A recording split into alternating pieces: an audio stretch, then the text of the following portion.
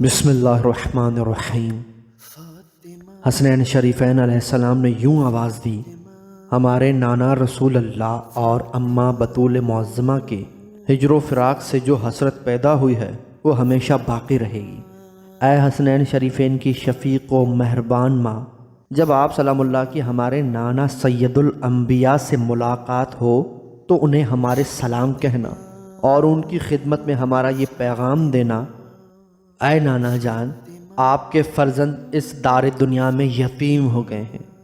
حضرت سیدہ زہرا سلام اللہ علیہا کے بیٹے اور بیٹیاں سبھی غم و الم میں ڈوبے ہوئے تھے اور آہستہ آہستہ آہو پکا کر رہے تھے اور اپنے بہنے والے آنسوؤں کو اپنی والدہ کے کفن سے صاف کر رہے تھے۔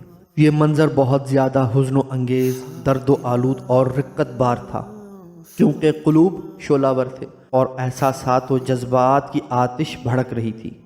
عواطف و احزان کی امواج ہر سو براختہ تھیں۔ ان لمحات میں ایک عجیب و غریب رویداد نے جنم لیا جس کی تحلیل و تشریح سے قلب عاجز ہے۔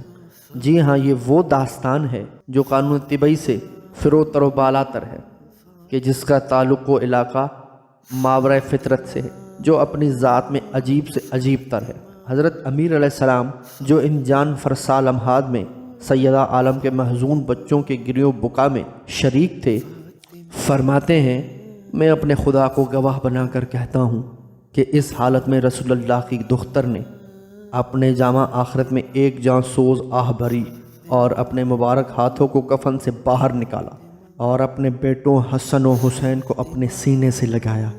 جی ہاں اے قارئ عزیز، یہ حقیقت ہے کہ خاتون جنت کی زندگی ان لمحات میں باقی نہ تھی۔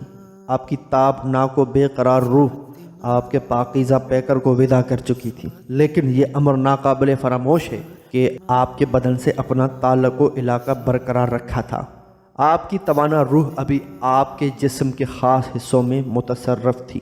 اس دردناک اور حزن و انگیز منظر نے آسمانی مخلوق کو تڑپا کر رکھ دیا۔ اس وقت ان کی نگاہیں امام علی علیہ السلام کے خانہ اقدس پر مرکوز تھیں۔ انہوں نے بھی صدائے نالہ و شیون بلند کر کے ثابت کیا کہ وہ بھی خاندان وحی کے غم میں مغموم ہے۔ اس بیان میں کوئی حرج نہیں ہے کہ آسمانی مخلوق میں سے کسی کی آواز امام علی علیہ السلام کے پردہ سماعت سے ٹکرائی، علی جان، اپنے ان دونوں شہزادوں کو ان کی والدہ کے پیکر پاک سے فوراً جدا کر لیجیے۔ اس دردناک منظر نے آسمان کے ملائکہ کو رلا دیا ہے اور اللہ تعالیٰ جیسا ان کا حبیب اپنی اس حبیبہ پر اپنی رحمت نازل کرنے کے شوق و اشتیاق میں ہے۔ یہ آواز سن کر حضرت امام علی علیہ السلام آگے بڑھے اور اپنے دونوں شہزادوں کو ان کی والدہ کے پاکیزہ پیکر سے جدا کیا، در حالانکہ ان کی آنکھیں آنسوؤں سے تر تھیں۔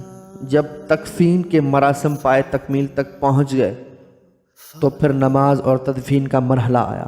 جن لوگوں کو نماز جنازہ میں شمولیت کی اجازت تھی وہ رات کی تاریکی میں حاضر ہوئے، کیونکہ یہ امر بھی بطول عذرا کی وصیت کا حصہ تھا۔ ان خوش قسمت لوگوں کے اسما یہ ہیں: حضرت سلیمان فارسی، حضرت عمار یاسر، حضرت ابو ذر غفاری، حضرت مقداد، حضرت حذیفہ، حضرت عبداللہ بن مسعود، حضرت عباس بن عبد المطلب، حضرت فضیل بن عباس، حضرت عقیل، حضرت زبیر، حضرت بریدہ اور بنو ہاشم کی کچھ افراد نے اس ملکوتی جنازے میں شرکت کی تھی۔ جی ہاں، ان مندر راجہ بالا بزرگوار نے رسول اللہ کی اس وحیدہ دختر کے نماز جنازے میں شرکت کی تھی کہ جسے رسول اقدس اپنی امت کے درمیان چھوڑ گئے تھے۔ گویا کہ مدینہ میں ان کی ہستی غیر معروف تھی، انہیں کوئی جانتا ہی نہیں تھا اور وہ مثالی شخصیت اور منازل رفیع کی مالکہ ہی نہ تھی۔ آخر کار امیر حریت حضرت امام علی علیہ السلام اپنے دونوں شہزادوں حسنین و شریفین کے ہمراہ آگے تشریف لائے اور انہوں نے رسول اقدس کی حبیبہ پر یہ کہتے ہوئے نماز شروع کی: خدایا، میں آپ کے محبوب پیغمبر کی دختر پر راضی ہوں، تو اس پر راضی ہو جا۔ خدایا، انہوں نے اپنی زندگی کے کچھ ایام و وحشت و تنہائی میں گزارے ہیں، تو ان سے مہر و انس کے ساتھ پیش آ۔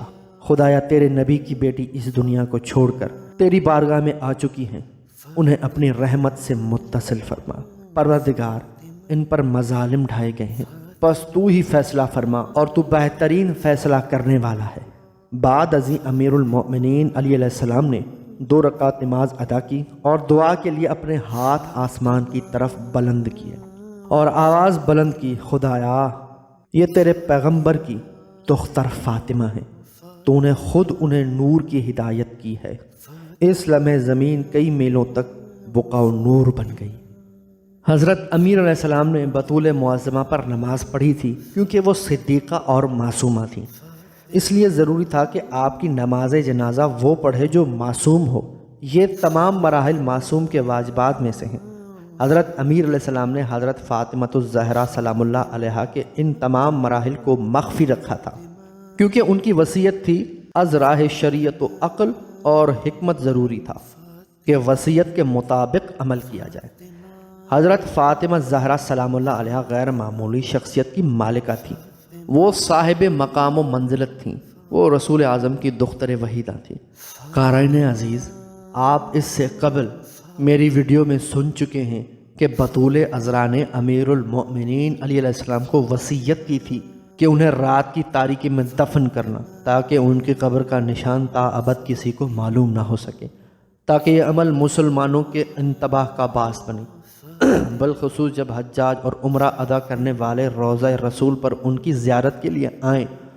روضہ رسول اور جنت البقیع میں ائمہ طاہرین علیہ السلام کی قبور کی زیارت کرنے کے بعد وہ رسول اللہ کی دختر کی مبارک قبر کی زیارت کرنا چاہیں گے۔ جب انہیں سیدہ کی مرقد مطہر نہ ملے گی تو وہ ایک دوسرے سے پوچھیں گے اور وہ رسول اللہ کی بیٹی کی قبر مبارک کو تلاش کریں گے۔ جب انہیں خاتون جنت کا مزار نہیں ملے گا تو ان کا اذہان میں سوالات اٹھیں گے۔ آخر اسی تفحص و تلاش میں اور رسول اللہ کی رحلت کے بعد پیدا ہونے والے حالات تک جا پہنچیں گے کہ رسول اعظم صلی اللہ علیہ وآلہ وسلم کی رحلت کے بعد کیا ہوا تھا اور حالات میں کیا کروٹ بدلی تھی۔